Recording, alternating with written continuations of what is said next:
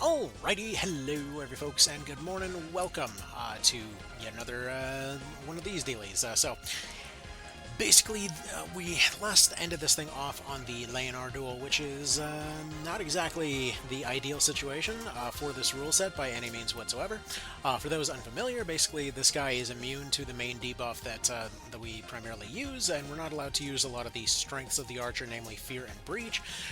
So this basically means that we're in a position that a lot of our tools will mean nothing, and a lot of our basic attacks will not necessarily be too helpful, but it is possible to still do this thing all the same. There are a few plans that I never had time to explore last time, but to start off with, we're just going to go ahead and get into kind of our normal crossbow mode here.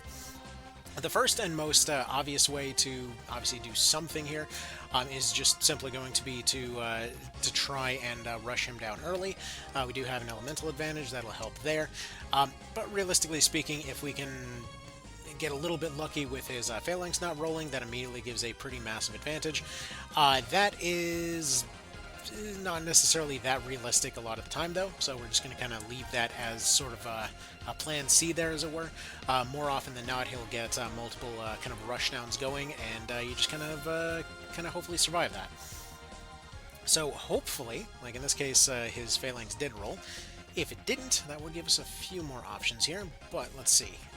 Yeah, with his phalanx up, this is going to do next to nothing to him.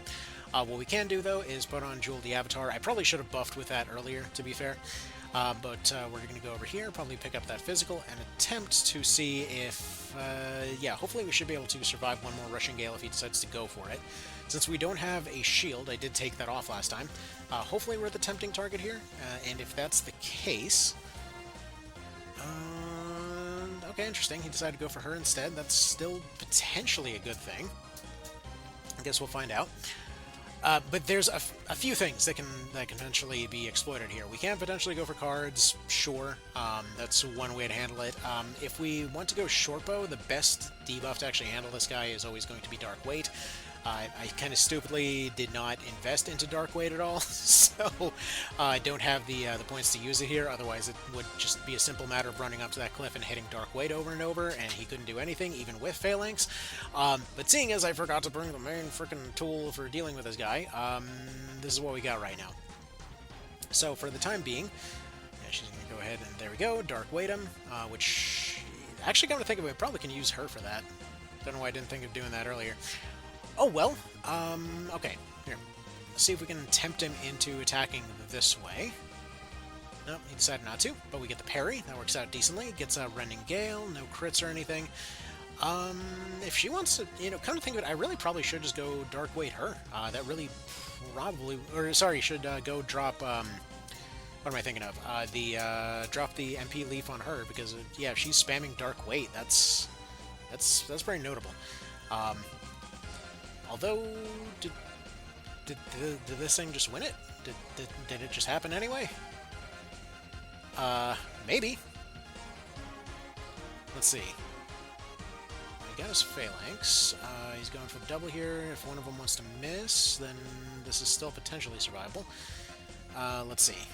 Got a 32 there. You go this direction. This does kind of limit our options a little bit later. Miss? No. Almost, though. For being basically the more or less bum rush him approach, that actually didn't go too badly.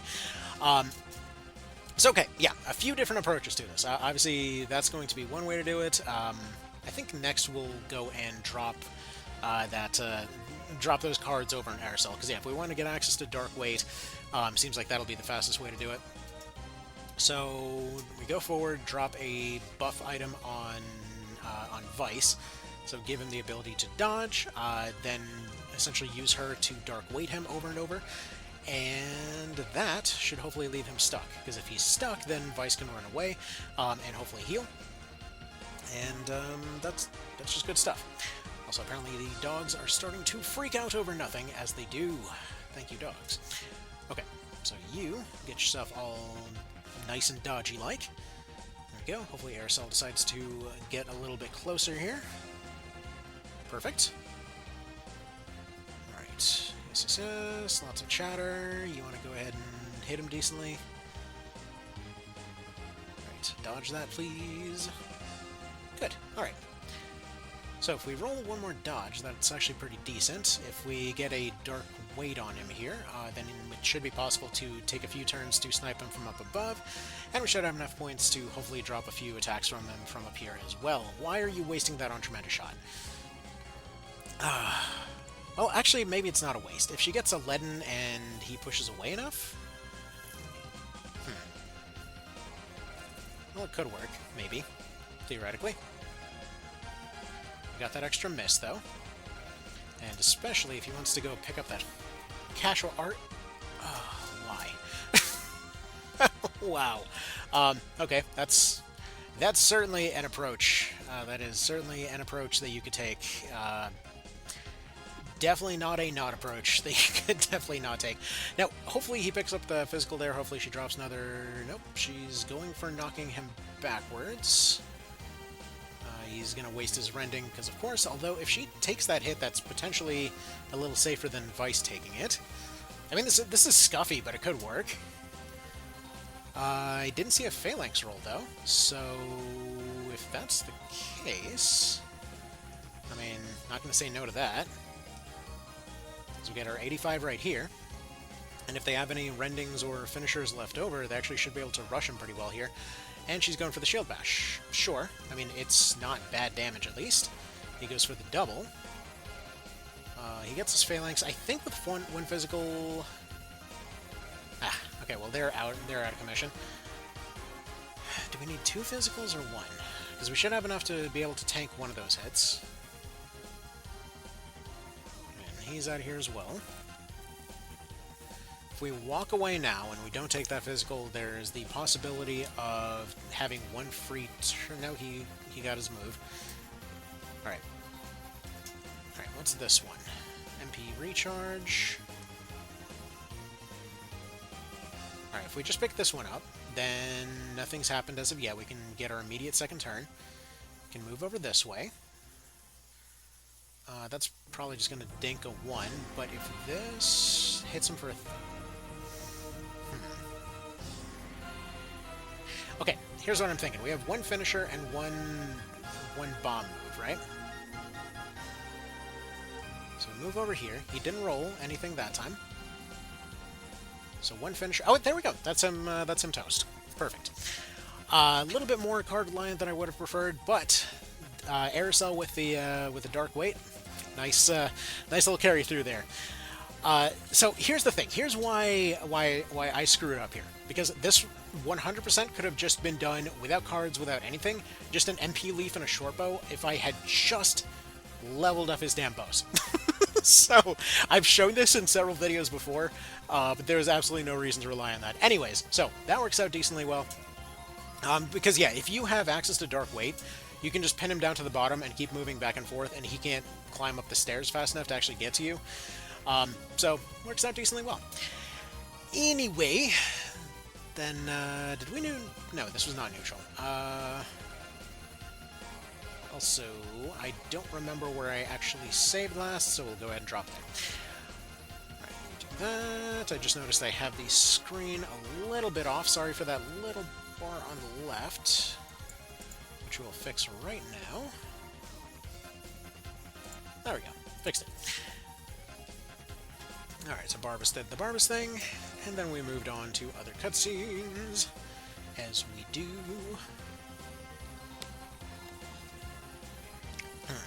Yeah, I keep forgetting that we're on Law Route here. Or Chaos, rather. Wait, no, this is Law, isn't it? Whatever. No, it isn't. It's Law Route. Okay. Now, where were we? So we're about to go do the northern bit there. Let's go see what's new in the shop here. See if we get any new upgrades as of yet, because we should have Balder, if I'm not mistaken. Yep. So we get a few Balders here. Definitely want to invest in them. Especially the Balder crossbow. And we should be able to go to the store, buy some of them book tab dealies.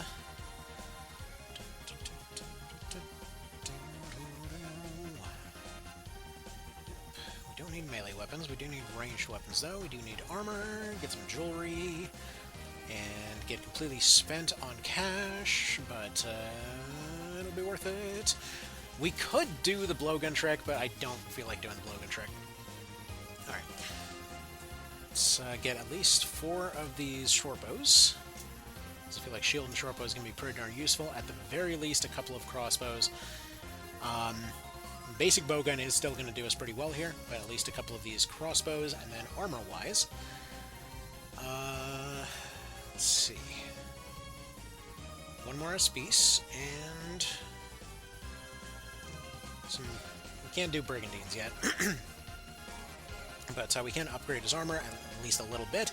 It's only a small tweak, so nothing really too major there, but that'll do. And now we can go ahead and move on to the other bit there. Now, I don't remember if I banned doing training maps or not, but we should be fine all the same. So, over to Majura Drift, and then we can get going from there. Worst case scenario, we can go back and do a training map or such. Right, here. All the archers do their archer thing. And then we're off to any metaphorical or theoretical or whatever else-ical races. I'm thinking probably after this castle is where we'll probably end up needing to cut it for the day, but we'll see. So again, no breaches available for Mr. Captain Hector over here, but we can deal with everybody else. Alright, Cannabis, you go this way. Okay, one thing I kind of wish that they would have done is when it comes to the one guy that's complaining, I kind of wish that they would have maybe been like an air element or something to complain about the winter. But, oh well, whatever. That's neither here nor there. All of these guys are ice element. Get our Eagle Eye running. You go this way, drop some stuns. Probably on this guy. Beautiful. Yeah, I gotta love when Eagle Eye and the Bowgun become available at the same time, because that's when your debuffs go nutty. Actually, probably should have put on those Balder Bows, huh? Whatever. I'll remember that next turn, hopefully. Or next fight there. For those unfamiliar, on Balder Bows, those are going to have a silence effect on hit. And now that we've got Eagle Eye available and just kind of in the party in general, that can basically mean guaranteed shutdown for any casters. Again, one of many things that archers can do that's a little bit subtle. It's a little underappreciated. But yeah, guaranteed stun and silence. In fact, actually, again, that's kind of one of those other funny things. Like, I saw comments, I want to say a few months back. It was like, you know, like whenever I go play Tor, you know, it's not like one vision. I can't go have my my stunning and silencing arrows. You know, I just can't go back. And it's like, my man, you have permanent uptime on your stun and silence. It's right there. It's a particular weapon, but also upgrading your weapon doesn't particularly matter. Like, don't get me wrong, I love the Art of Wars in One Vision, but I'm just saying, if you want to make that argument, like, pick a better argument. Alright. Anyway, let's see, you go after this one. Do we even have a single fire element for this? No? Huh. Yeah, I need to look up whether or not I banned actually going into Farampa, because getting some fire charms would be very useful right about now, I feel. Especially on Denim. Then again, I might also have them and just might not remember. Also very possible. Oh well. So as before, the only one that we really need to worry about is Hector, but realistically speaking, we're going to want to get rid of the healer in the back first. That Knight would be second. That's when those Balder Bows would have been very useful, because he's going to start doing his healing shenanigans. I'm pretty sure he's one of the ones that brought heal with him. We can double check that real quick like. Did he bring a heal? Yes, he has the heal 2 with him. And this dude has a heal 2 with him as well, on top of being stun-proof. These guys really like stun-proof, apparently. Hell, Law Route in general, apparently is just not about getting stunned. Apparently decided to screw myself over even more than I thought. Okay. Whatever, that's fine. That's fine. Worst case scenario, we go back, we re-equip those bows. But that hopefully should not be necessary. So you go ahead and take your big advantage shot versus this guy. build up a few more points, maybe go forward, take this MP card, because he is currently a bit better armored than everybody else here. So they should hopefully mob around him, he should hopefully survive everything, and then from there we move on to brighter pastures. Right, take some shots on you. Take some shots on you. Thank you kindly. But that's okay, it's a completely useless class able to reach something that nobody else could reach right now. Why would anybody ever need long range for anything? Alright. In fact, actually, okay. I keep going back and forth on whether or not I want to make another video on this, because it feels like folks get mad when I bring up Tic Tac stuff lately. But like, one of those things that I really hope that they copy for Tic Tacs is going to be the Caldia. Like, if anything is even approaching the amount of goodness that the Caldia is, then man, that thing's going to be good. I'm looking forward to it. Like, and part of the reason that I'm so excited about it is because it's one item that, on its surface, has not changed whatsoever since its initial version, but also everything around it has changed so much that it might as well just be its own unique thing. Like, for those that don't remember, Caldia in PSP was basically like a joke item. It was there because it was there in other versions. Every one of these games has had the Caldia or Galdia or whatever it wanted to be called that day. And essentially its deal was that it was just a fan that charms. And come the PSP version, it no longer even charmed. It just had the ability to be activated for a charm spell there. Which wasn't particularly useful, right? So either way, it didn't really have much in the way of casting stats. It was okay, but didn't really keep up with stabs or whatever else. In terms of a melee usage, it basically didn't have any. And its main purpose was in order to be upgraded into the Iron Fan, which was a genuinely fantastic weapon in PSP.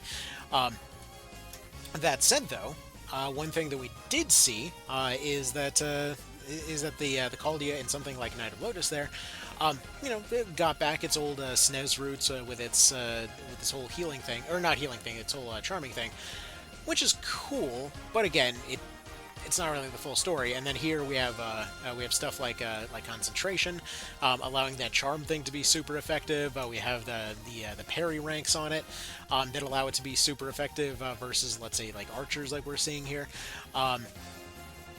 We've got the sort of availability to the thing being expanded, so the more units are able to use it.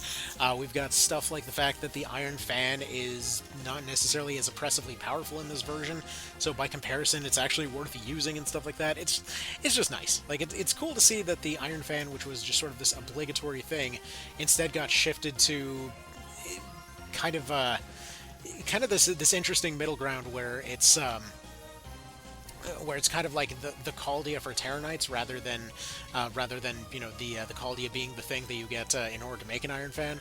I don't know. I like those little switcheroos and stuff. Okay, let's see. You go here. Yeah, we should just be able to rush this guy with whirlwinds at this point. And then actually, I think I might have to end that early. I don't know if you hear him in the background, but one of the dogs is getting very aggressive towards something or other. And our neighbors are so completely full of shit sometimes. Okay, so they put up a fence, right? And okay, all well and good. Like, originally there was this tree line. Not really sure why they decided to pull it down, but they pulled down this this tree line that was technically on their their side of the fence, but also it basically blocked the sun from reaching our backyard, which was really cozy. And then just like one day we go on there, like, why the hell is it so bright? And it's just gone now. But so then they do that, and like, we've got dogs that wander around the backyard, and so they said, okay, look, your dogs keep going up to say hi to our kids, and we don't want our kids to hang out with dogs that much for some freaking reason, so we're gonna put up a fence. Like, hope that's not a problem. Like, okay, whatever. It's basically doing the same thing as the trees did, so why not?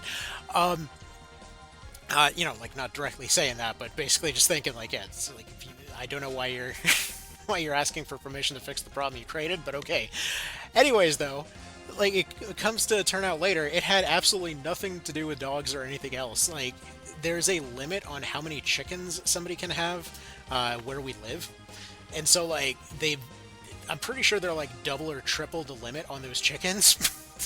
But all the same, they're there basically like, no, no, no, we totally just need it for the dogs, and it has nothing to do with having way over the chicken limit and also having roosters, which you're not supposed to have within city limits. Anyway, long story short, they let all those birds out, and they ended up going and pissing off the dogs and what have you. So, now, where were we on this whole thing? So we're just bombarding Hector, right? Why not? Sure. Mr. Hector. Why don't we have you go feed more? That's the wrong one. I didn't mean to revive that one. Oh well, it's fine. You just sit there. Your next turn will come soon. You do not have an explodey, but you do have one of these. So instead, your deal is you're going to go over here. You're going to collect the skill card to make sure that he doesn't phalanx up. And you're going to go this way. Alright, you are going to self-destruct once again. Which, by the way, I've seen more comments lately complaining about the loyalty mechanic. We're going to basically stretch that to its limit at this point. Because if all of this bullshit doesn't cause their loyalty to drop, I'm not sure what y'all are doing to make their loyalty go down. We're basically ordering them to repeatedly self-destruct themselves in order to barely hurt somebody. Oh well. If it's the fastest way to get there, it's the fastest way to get there. Usually you would accomplish this through breach, but if I can't have breach, I will have self-destructing fancy hat people. Okay, so we got our Eagle Eye, we got a crit running. I think there's a Fizz up here. Fizz should allow for one of them dealies to look decent. It's okay. It's okay. Crit card would probably do a little bit better, but right now he's setting up to be able to grenade the guy, so it will work all the same. Right. This is skill, right? No, that's a crit. Well, she's got points. I mean, we might as well work towards it, I suppose. Let's see. Go ahead and do one of those. Perfect, perfect. What's this look like on you? That's still going to be a 1 because he is one of the most defensive units in the game. Here, you go ahead and pop this one then. And if we can put them towards any physicals, that would once again improve our situation. So, drop one of these. Yeah, for everything else, there's Dark Weight. For Knights, there's Grenades. As you do.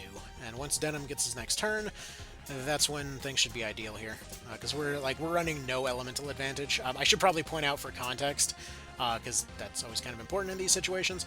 The reason that we're doing it this way. So there's a lot of ways to kind of crack this nut, so to speak. But basically, when it comes to units past a certain kind of armor threshold here, you specifically want to have attacks that just don't really check that defense as much, which is why we're using those grenades. It just kind of, again, allows us to get around this whole situation. When it comes to the archers, their damage formula is very chaotic, meaning that their damage primarily comes from, like, once they tip over that defensive threshold, that's when their numbers absolutely skyrocket, which is why they're doing triple digits to some and absolutely nothing to everything else. But all the same, what we're hoping to achieve here is that once, actually this one will do. What we're hoping to achieve here is basically just rushing somebody down with those grenades and such. And actually, I want to check real quick. How are we doing on those? Yeah, you know what? Actually, before we do that, we are going to reload that. And go back to the title. I need to run back to the store and actually restock on stuff. Let's go ahead and load that sucker up. Go back, and we could theoretically just go run to any town or whatever else, throw them into training mode, get a bit more hitting power, but I prefer to show how these guys can kind of get around any limitations that they may have, and still potentially perform in situations where they need to, like in situations where they're meant to perform, they'll still perform even when under-leveled, and for everything else, we still have options. Anyway, get rid of you, get rid of you. Nice expensive weapons that we'll never get a chance to use. Those are all good there. Probably should not have bought as many Boulder things, to be fair. Let's get rid of all this chainmail that we don't plan on using, and, for one thing, buy a lot of dodge items. because that is going to be one of our main defensive tools here. And then we'll pick up more whirlwind shots as well. I'm thinking 20 or so should do the job. It's probably complete overkill, but whatever. Gonna want to save some for revive items. So pick up a couple of them, and pick up a couple dodge items, and then go back to seeing what else we can sell.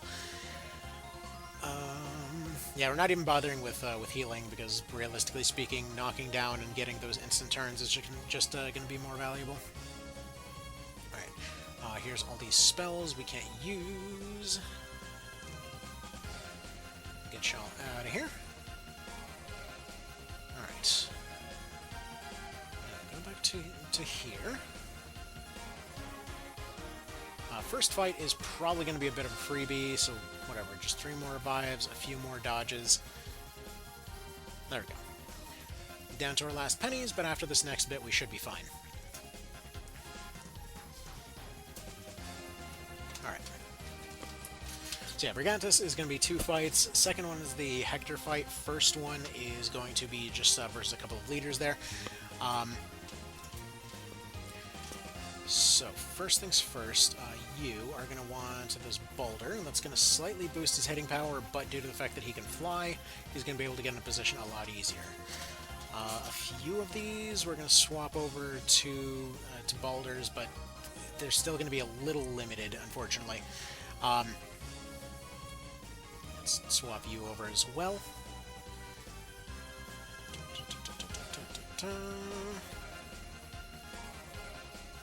Bowgun's probably going to be better for him, but we're just going to swap over to this all the same.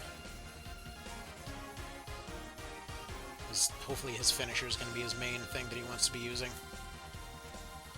And yeah, longbows in general, they're typically, like, again, while they are technically weaker, the extra range is worth quite a bit more. Because, like, for comparison, boulder is 3 to 6, longbow is 5 to 8. And if we don't have any extra shields, it's really only an 8 attack difference. It's not really anything too mind-blowing there. Alright, you, though, want to train up your crossbows, so why don't you go ahead and go crossbow, because we will want more of those at some point, and I think that's probably good there. And yeah, we're going to go West Curtain. The other one technically is just a single wizard. In this particular case, it's going to be, I believe he's a beast tamer. Either way, Hawkman, kind of a mid-range kind of guy. But alright. Got one ice element that's got an advantage on him. I think that actually might be the one that doesn't even have a finisher, so that's cool. Anyway, in case, so we do have some stuff that's happening in a few minutes here, so if that ends up happening first, this is going to end up a little early, and then I'll just kind of follow up on it later in the week. If not, then we'll see how it goes. Anyway, alright, so we've got this, we got the archer guy, okay, never mind. He'll be fine. So again, we can't use any debuffs, buffs, whatever else on these guys right now, so you go there. Otherwise, just having Canopus nuke this guy would be the easiest way to go about it. That's still basically the plan here. We're just going to let everyone get within range and then just drop a whole bunch of attacks on them, as you do with archers. Like, anything that they can envelop with relative safety. Anything that they can't envelop, they envelop with grenades. And that's more or less the strategy for right now, at least until we end up getting elemental bows in the post-game and stuff like that. But we are a long ways off from there, at least for the time being. Once we get to... I mean, truth be told, equipment-wise, we do have a huge chunk of the stuff that makes them good already. Once we start getting things like once we hit around level 30s or so, that's when we can get access to more debuffs, more charm spam, all that kind of thing. And thankfully, charmed units no longer... Well, they're a bit smarter this time around. It's not really necessarily no longer anything. They're just a bit smarter about the stuff that they do. Okay, we're still out of range, so you go about there. That guy, given that he doesn't have any upgrades on his gear, is going to take a little bit of a while to get here. So we're really just going to kind of hold a line here for the time being. Yeah, that range is is not ideal. And again, no real elemental advantages here, but let's see, what do you have? You've got longbow. She's probably fine where she is. Okay, we're just going to do a whole lot of staying in place then. It's going to pick them off one by one, because they're just going to approach from this distance. Cards on this one are pretty unlikely, and this is actually another one of those reasons that I really like the card mechanic, because it does give maps more of like a weird dynamic every now and then, and like this map in particular, a lot of the maps like to spawn on the edges, and this basically means that they kind of quietly have an advantage over time. Which kind of counterbalances the fact that they're more or less approaching from the front, giving you the opportunity to get a bunch of extra shots off, but if you don't secure that left flank, they do get access to a lot more kind of potential buffs and things like that. I'm not too concerned about it, because again, just sitting here and firing is going to get rid of most of them, and none of those card buffs are defensive, so nothing really to worry about there. So I think we'll be fine all the same. But yeah, worst case scenario, if this fight ends up ending around the time, or rather, if this video ends up ending around the same time that the fight does, it'll just be a little bit longer for the next part. Not the end of the world. Right, silence on this guy would be pretty helpful, though. Right, yeah, from here you should be able to have a shot on him. Yeah, the boulder jump is interesting. Like, the boulder jump in PSP was more or less just a straight upgrade, because even though you lost a little bit of range, it just straight up didn't matter, because at that point, once archers were in full boulder, they were basically a tank. But in this case, it's a little different. So I think I'm going to have this lady go around the side. Because, yeah, she's training crossbows. Should be able to take a few plink shots while she's getting into position there. Also, I think I'm going to go ahead and learn absolutely nothing by not picking up Dark Weight on Denim. I probably should. Definitely should. But you know, what's a little playing this dumb, you know? Silenced. Let's see. Yeah, he won't have the movement range to go pick up that card, but that's fine. All things considered, their cleric should hopefully end up splitting to the right. Their archer should hopefully end up splitting to the left. And once everybody's close, then we're good. Good, good, good. Go. Slowly work your way on forward, Mr. Slow Archer Man.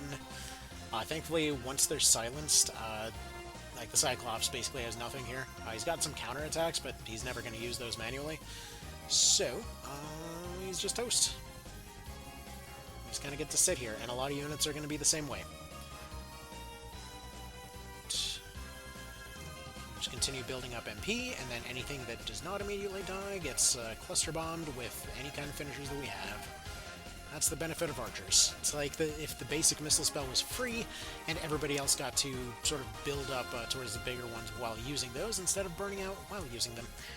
Alright, that one's going to be a bit more tanky, good to know. That also is, I think, my unit that's training, so they probably are also a bad example. Alright. More shots on this guy, please. I mean, hell, even the counterattacks are basically just free MP at this point. Alright. And how do we actually look against this guy? 63, what do your finishers look like? 163, yeah, no, that dude's toast. So everyone just take your free training while you got it. Yes, yes, go get levels, do training mode, screw that.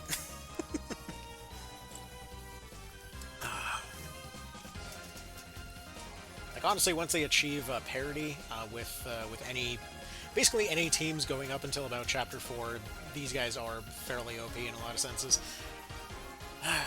But you know, we gotta complain about it anyway. Alright.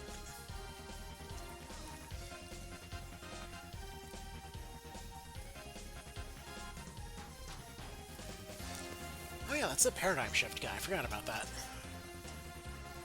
It's one of the benefits to doing law route.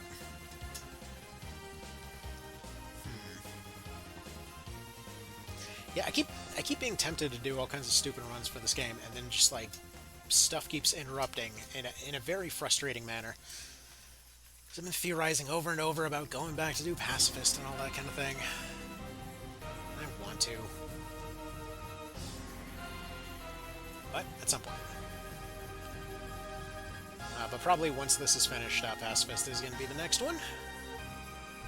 As you do. And I'm sure we'll have Tic Tacs out by then, but...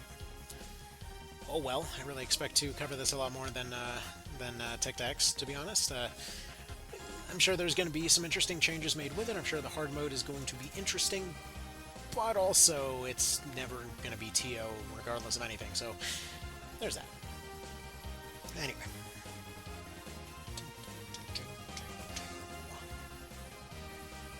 And yeah, if anybody's wondering about the music, since it oftentimes gets asked, yeah, we're doing the La Milana soundtrack here today, which is an interesting game. It has a very solid intro and a basically impossible tail end, but some really good music along the way. But yeah, it is downright, like, not even masochistic, it is straight up cruel of a game. Basically like a puzzler that has puzzles to the point that there was one person I saw that was trying to do a sort of like, there was attempting to complete the thing without using a guide, and it took them months and like journals worth of jotting down information. The puzzles got that ridiculous in that thing. Like, you gotta basically 3D map out the entire region. You gotta go and figure out a bunch of weird logic puzzles and learn the entire lore of their religion and whatnot. And okay, unfortunately, that is looking like it's time here for today, so I gotta get going. Bit of an awkward interruption there, but either way, we're gonna go ahead and save this here right now, and I gotta get going. So y'all have yourselves a good one. I will see you. Take care. Bye.